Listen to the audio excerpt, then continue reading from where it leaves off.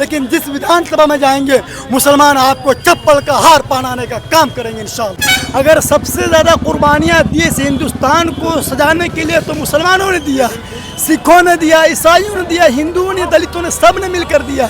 फिर इतनी तकलीफ मुसलमान से क्यों है कि हर वक्त और हर समय और कोई ना कोई कानून हमारे ऊपर थोपने की कोशिश करते हैं?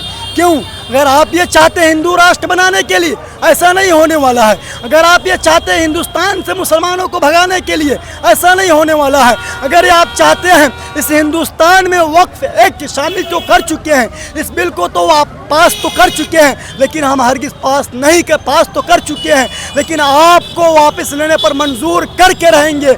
इसलिए कि हम हर चीज़ बर्दाश्त कर सकते हैं, अपने औलाद को, अपनी जान को, अपनी माल को, अपने सीने को, अपने सर को, हर चीज़ को बर्दाश्त कर सकते हैं, मतलब हर चीज़ को बर्दाश्त कर सकते हैं। लेकिन अगर वो सरकार चाहेगी कि हम इस बिल को पास करके मुसलमानों को रोड पर लाके खड़े करने के लिए और मस्जिदों को तोड़ने के लिए, मदरसों को तोड़ने के लिए, हरगिज़ बर्दाश्त नहीं करेंगे।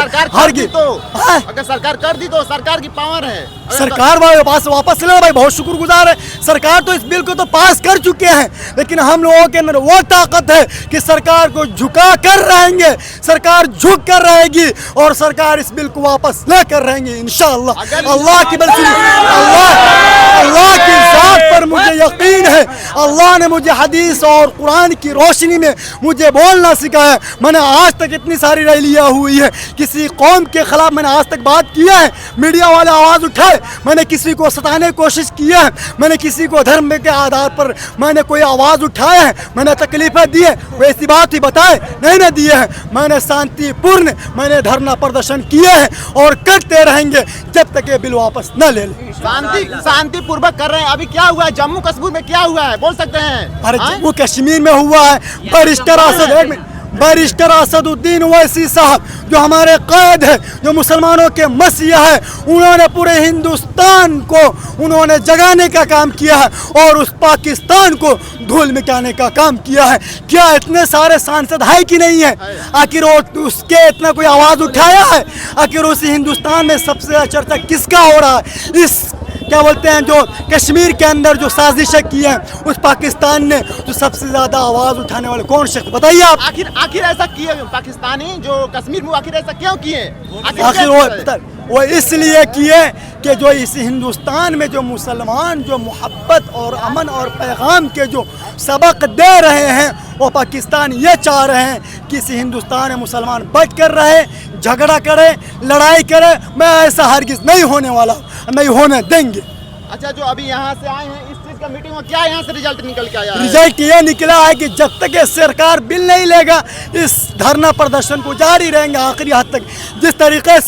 जिस तरीके से किसानों ने अपने बिल को वापस लेने पर मजबूर किया कि नहीं किया, हम लोग वो ताकत नहीं है, हम लोग जबान में ताकत नहीं है, हम लोग माल नहीं, जान नहीं है, हम लोग भी इंशाल्लाह मजबूर करके रहेंगे और सरकार बिल को वापस लेगी। मैं बार बार गुजारिश कर रहा हूँ, सरकार अब हमारे भी है, मुसलमानों के भी है, हिंदुओं के भी है, सिखाइयों के, सब ने मिलकर आपको वोट दिया है और आपको उस कुर्सी पर बैठाने का काम किया है। और इस हिंदुस्तान और इस बिहार के नीतीश कुमार जी, आने वाला वक्त है, याद रखिएगा, आने वाला टाइम है विधानसभा।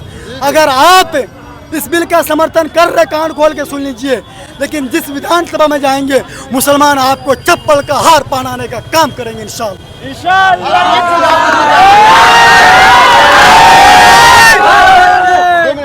ये रैली यहीं तक रह जाएगी कि ये रैली आगे भी चल के जाएगी? ये रैली पूरे हिंदुस्तान में चल रहा है। जो इस हिंदुस्तान के क्या बोलते दिल्ली से लेकर के और कन्याकुमारी कश्मीर से लेकर के हर जगह हमारा धरना प्रदर्शन चल रहा है और चलता रहेगा। इससे भारी और इससे उमर जन सैलाब इंशाअल्लाह पटना में 29 जून को तमाम लोग मिल करके पूरे बिहार से वहाँ जन सैलाब देखेंगे, क्या नजर आएगा। शुक्रिया आपका।